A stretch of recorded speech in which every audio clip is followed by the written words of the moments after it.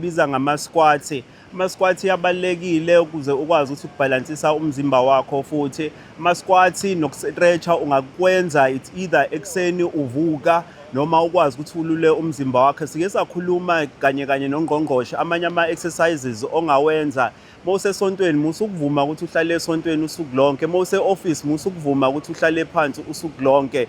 Mawufuna ukuya elu ungahamba ngezitebhisi, makube khona izitebhisi ungahamba up and down within i-passage. Lokhu kwehlisa i-fatigue nama-stress levels within i-work sector noma usekhaya. Ama-squats alula, uthola nje indawo ebhalansile eqondile, uyehla ubale nanka ama-exercises akhona.